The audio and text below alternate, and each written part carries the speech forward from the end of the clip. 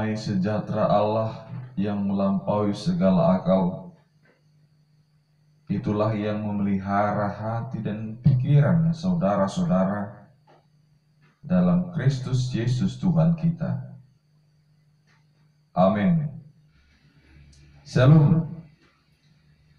Jemaat yang dikasihi Tuhan kita Yesus Kristus, firman Tuhan bagi kita pada saat ini tertulis dari kitab Yesaya pasal 63 ayat 11 sampai dengan ayat 14. Beginilah isi firman Tuhan. Lalu teringatlah mereka kepada zaman dahulu kala, zaman Musa hambanya itu. Di manakah dia yang membawa mereka naik dari laut bersama-sama dengan penggembala kambing dombanya? Di manakah dia yang menaruh Roh Kudusnya dalam hati mereka, yang dengan tangannya yang agung menyertai Musa di sebelah kanan, yang membelah air di depan mereka untuk membuat nama abadi baginya, yang menuntun mereka melintasi samudra raya seperti kuda melintasi padang gurun.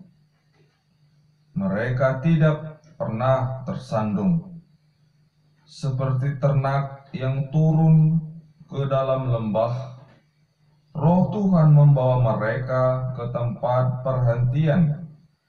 Demikianlah engkau memimpin umatmu untuk membuat nama yang agung bagimu.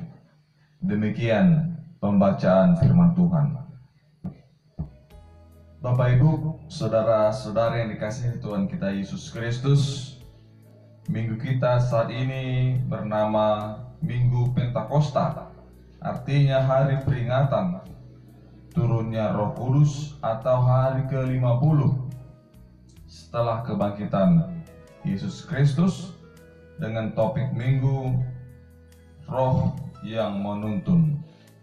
Alkitab menyaksikan dalam Yohanes 4 ayat 24, di sana dikatakan Allah adalah Roh, dan barang siapa yang menyembah Dia haruslah menyembah dalam roh dan kebenaran. Artinya hakikat Allah adalah Roh.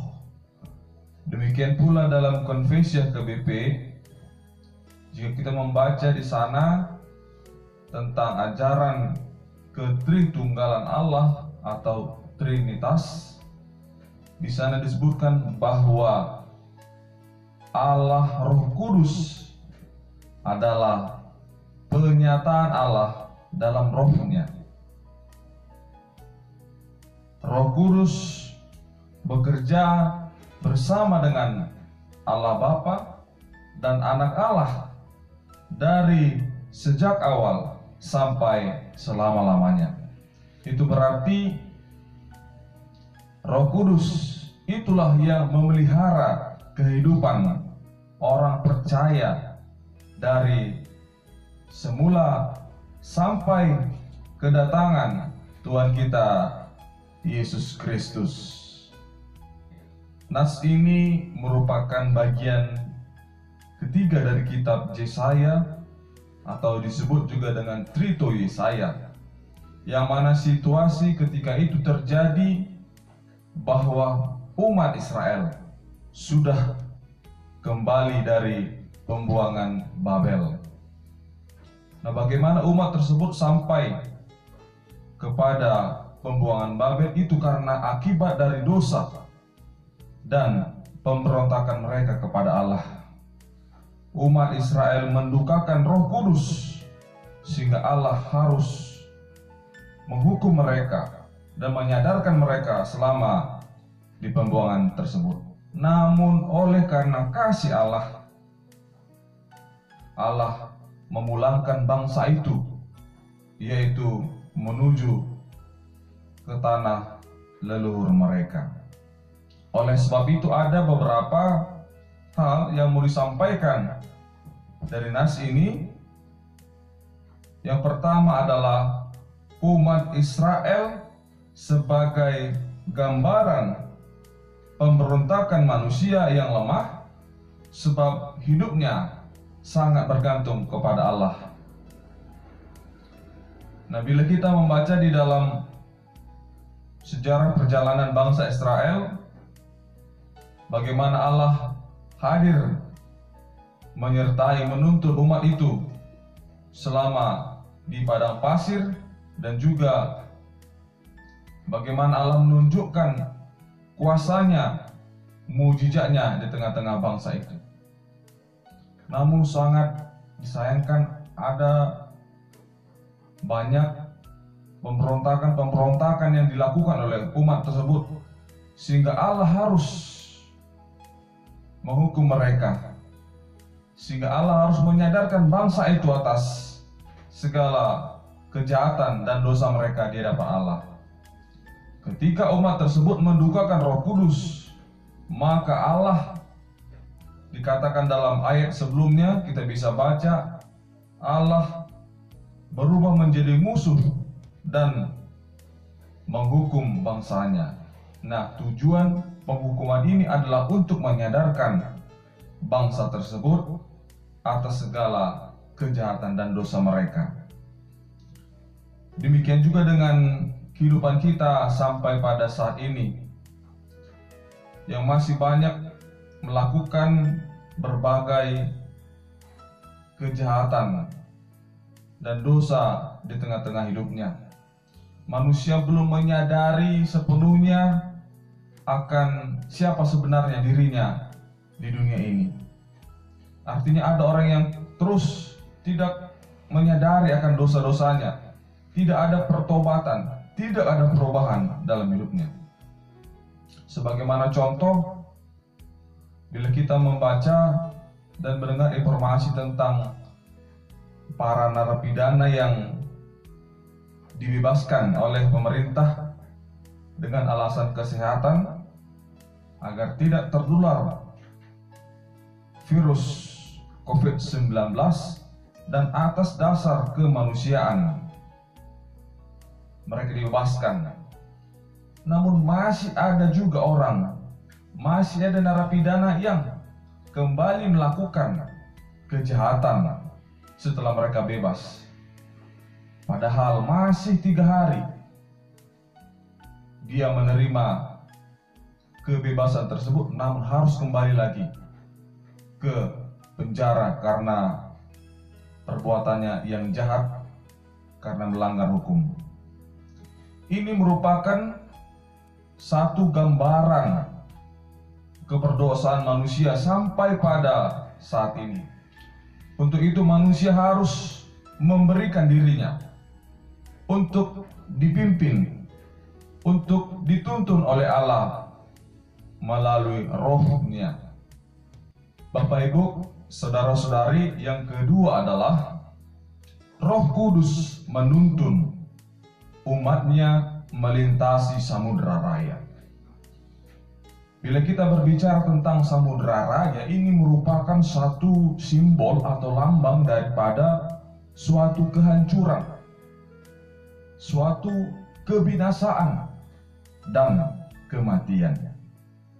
Namun Roh Allah menuntun umatnya melintasi Samudra Raya dan membawa umatnya ke tempat perhentian suatu tujuan yang baik. Sebab hal itu sudah dilakukan Allah di tengah-tengah umat Israel, di tengah-tengah hambanya Musa, dengan menyelamatkan umat itu dari Mesir, dan dengan tangannya ia melakukannya sendiri, dan dengan perantaraan Musa menunjukkan bagaimana Allah membelah air laut itu sehingga umat Israel dapat berjalan melintasi Samudra Raya seperti kuda yang melintasi padang gurun, dan kaki mereka tidak pernah tersandung. Nah, inilah yang kita baca tadi, dalam nats kita bagaimana umat itu teringat akan kuasa Allah di dalam rohnya yang menuntun bangsa Israel pada zaman dahulu kala untuk melewati air laut, untuk bebas daripada kuasa ataupun dari tentara-tentara orang Mesir. Demikianlah tugas Roh Kudus yang senantiasa memelihara dan menuntun kehidupan umatnya. Dan Roh Kudus itu juga yang kita peringati pada minggu hari ini. Bagaimana Roh Kudus itu juga hadir memelihara, memimpin, membimbing kehidupan orang-orang yang percaya kepada Yesus Kristus. Ada beberapa poin yang bisa kita ketahui tentang Roh Kudus. Yang pertama, Roh Kudus ialah Roh Allah yang senantiasa mengingatkan dan mengajari orang percaya tentang firman Allah. Roh Kudus yang meneruskan pekerjaan Yesus Kristus. Yang kedua, Roh Kudus, Roh yang membimbing kita mengerti akan kehendak Allah, apa yang baik dan apa yang jahat. Artinya Roh Kudus yang selalu mengingatkan kita untuk melakukan hal-hal yang berkenan kepada Allah. Sama seperti buah roh itu merupakan kehendak daripada Allah. Kita diingatkan, kita diajarkan untuk selalu menghasilkan buah roh. Dalam epistel tadi kita baca kasih, sukacita, damai sejahtera, kesabaran, kemurahan, kebaikan, kesetiaan, kelemah lembutan, dan penguasaan diri. Itulah buah roh. Dia mengingatkan kita untuk selalu menghasilkan buah roh di tengah-tengah hidup kita. Yang ketiga, Roh Kuduslah yang menguduskan gerejanya.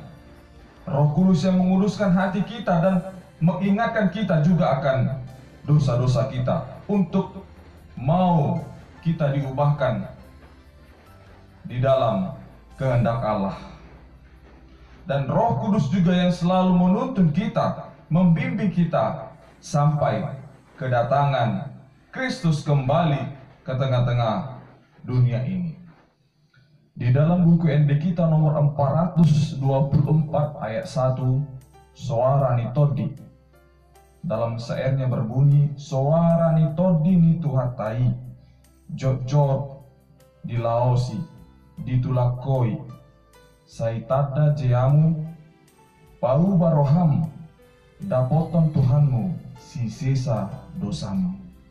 Bapak Ibu, sering sekali kita mengabaikan bahkan menolak suara Tuhan yang berbicara di dalam hidup kita melalui firman-Nya. Bahkan kita juga sering mengabaikan suara Roh Kudus yang berbicara di dalam hati kita, sehingga kita sering bertindak menurut kehendak kita sendiri. Kita jauh daripada Tuhan. Kita abaikan suaranya di dalam hidup kita. Demikian pula yang dituliskan dari Roma 8 ayat 14.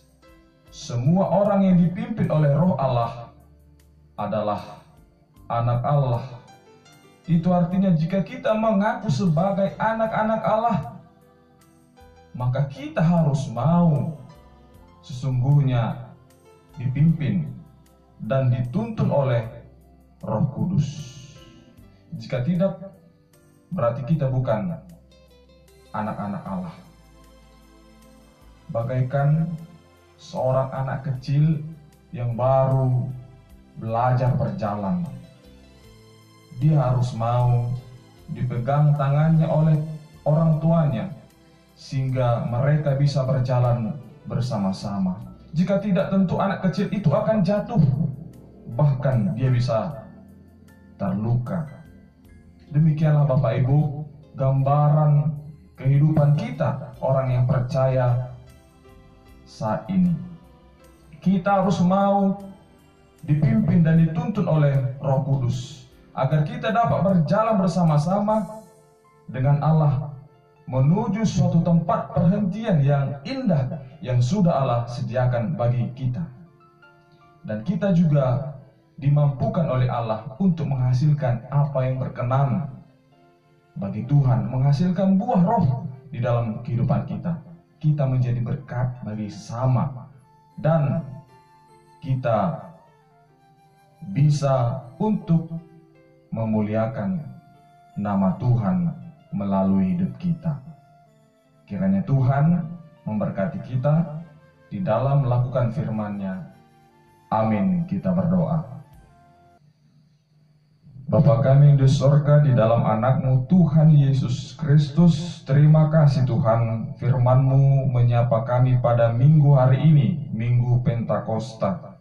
Tuhan, kami mau dipimpin dan dituntun oleh Roh Kudus, supaya kami dapat berjalan bersama-Mu Tuhan, sehingga kami menjadi berkat bagi sesama kami, dan kami mampu untuk memuji dan memuliakan nama Tuhan melalui hidup kami. Terima kasih Tuhan, mampukan kami dengan kuat kuasa dari Roh-Mu yang kudus. Terima kasih Tuhan, berkati kehidupan jemaat-Mu dimanapun berada, Engkau yang selalu menyertai mereka. Terima kasih Bapa, dengarkan doa kami, di dalam nama anak-Mu Tuhan Yesus Kristus kami berdoa. Amin.